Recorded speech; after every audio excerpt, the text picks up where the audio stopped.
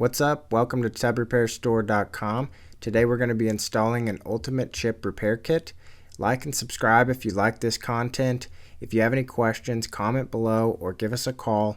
Hopefully we can save you a ton of money. Alright, so here we're working on a bubble in the gel coat. So this happens fairly often where the gel coat will have a bubble between the gel coat and the fiberglass, and the gel coat will act like an eggshell, so it'll chip away and break away, and then it'll start to expose a chip. So what we've done here, and we've actually already broken it away a lot to expose this full bubble, but I'm trying to break away any loose gel coat that might be on there that isn't broken off yet. You just want to make sure to remove all of that. You're also going to take your 120 grit sandpaper and kind of scuff around the area. Next, you're going to go ahead and get ready to fill it with our finish putty. So this is the ultimate chip repair kit. So it comes with 4 ounces of finish putty. You're going to have more than enough. So notice in that last frame there's the ratio of the finish putty, which is yellow, and the hardener, which is blue. Once I stir that up and mix it up really well, it's going to be just a solid green color, and that's what you want. So here I opted to just kind of try to fill that in with my finger. That is definitely a good technique, especially when you're in a hard to reach place with the putty spreader. Go ahead and just try to fill that in, and then you're going to give this about 15 minutes to set up, and then you're going to go back and sand it with the 120 grit sandpaper. So take your time on this. Here we actually do multiple layers to kind of fill that in. You want this to be nice and smooth, nice and sealed in before you go to paint. So take your time. Here I've already sanded it the first time with the 120 grit sandpaper, and now I'm going back again because the bubble was a little deep, so we don't want any kind of contour, so you really want to build back that shape. One technique you could do is go ahead and tape the drain off. You just want to be careful, especially when you're sanding, not to scuff that drain up. So while we're letting that set up, I am going to go ahead and match my color. So here I knew this wasn't like a bright white tub. It had kind of a real light almond shade, so I went ahead and I just tested the gold white first to see how that worked. And so what you do is you take a drop of your product and you just put it on the surface, and then you rub it around using a glove. Doesn't take a lot of product. In fact, it's better not to have too much product. You want to swirl it until it starts to get a little sticky, and then you want to blow dry it for about 15 seconds with the blow dryer. One thing to be aware of on this is you do remove those swatches just by wiping it with acetone. This is a standard fiberglass tub, so I knew the acetone was not going to have any negative effect on the surface.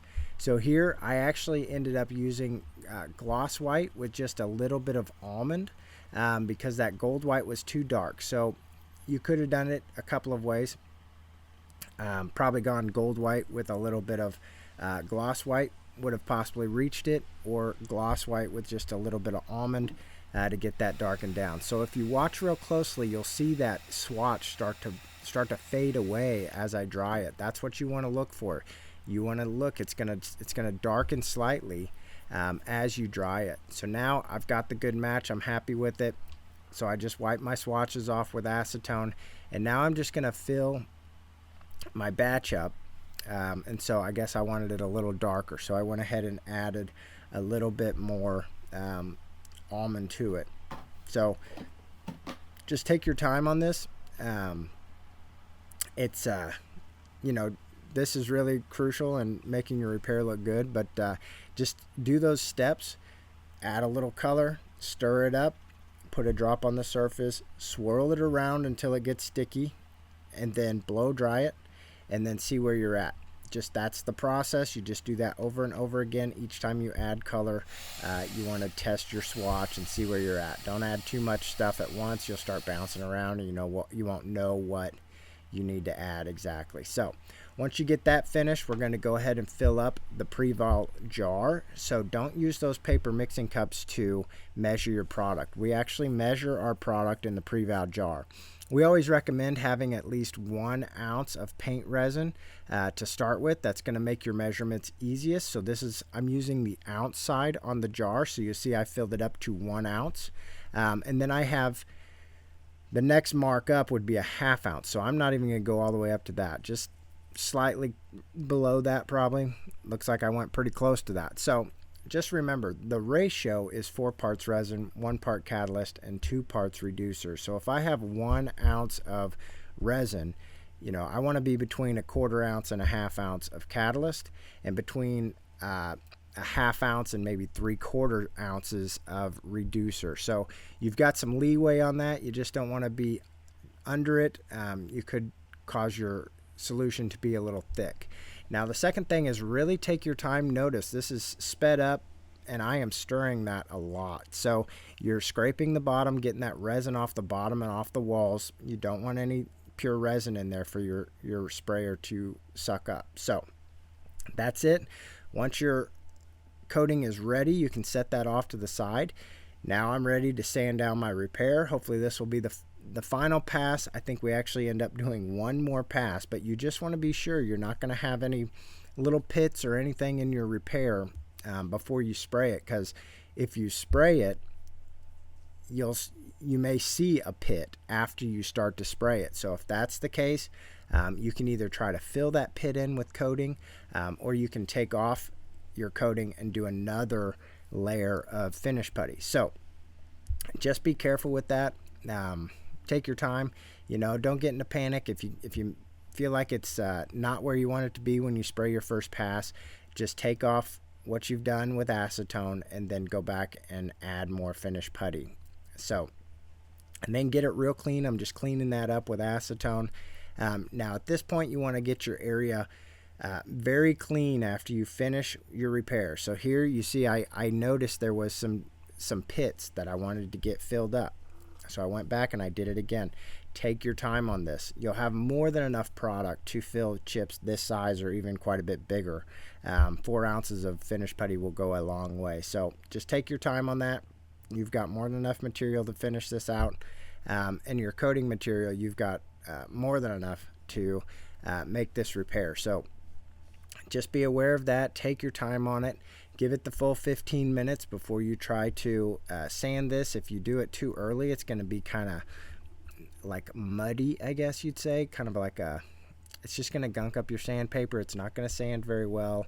And it'll just kind of be a headache for you. So you can help increase the dry time a little, or decrease the dry time a little bit by using a blow dryer, but don't rush it. If we find if you rush any of these steps and then something goes wrong, it's actually going to end up taking you longer to finish the repair. So take your time, sand it well, sand it lightly. I'm just using the 120 grit sandpaper on these. And here we go. So I've got it where I want it now. Now I'm going to go ahead and take my wipe on primer. Oh yeah, here I do actually tape off the drain. So when you spray it, you'll definitely want to get that drain taped off, because you're going to get spray everywhere. Well, not everywhere, but you would get it all over the drain if you didn't tape it off. So be careful with that. Take your time. The better you cut that drain out, the better it's going to look. So I just use a razor blade, cut around that drain, and then peel off the excess. One thing to keep in mind as you're going through these projects, if you have any questions, give us a call, 877-234-9882. If we don't pick up, we will call you right back as soon as we can. And don't panic. If you got to stop, take a break, let us call you back. Let's answer your questions. Let's get it done right the first time. One of the biggest things is the pre-valve spray system. So if you have any trouble with the pre-valve spray system, obviously watch the troubleshooting video in this video and other videos. Basically, you want to have your acetone bottle with the black trigger sprayer connected to the acetone bottle. That's not only going to help you use your acetone through the project, but also if you had to troubleshoot the sprayer, that would help you. So here I'm putting on the wipe on primer, and notice I'm wiping it on the damage, but I'm also kind of wiping it around the area as well, because I want the paint to stick anywhere that I end up spraying it on. So you want to wipe that on, and then I just blow dry it for about 20 seconds. Let it dry up. You don't want it to look wet before you spray it, so you want it to kind of look dry. And then I'm just lightly spraying it on there. I'm not trying to cover it all at once. If you try to do that, it's going to probably drip on you. So this is what we call the first coat, is the tack coat. It's a very light coat, and then I go and I blow dry it for about a minute before I go on to the second coat. So just do that, repeat this process, just put a coat on, put a light coat on, and then go back and blow dry it for about a minute and just build it up. So you'll see we'll do that. We're going to speed it up here. And this will take, maybe 10 minutes to do, but just take your time on it. Wear your respirator. We offer the P95 respirator, the disposable one, on our website, or if you have one. It's not just a dust mask, so don't just wear a dust mask. That's really not going to protect you from the odors of this spray and of the finished putty. So anyway, so just keep building it up. We're just taking our time.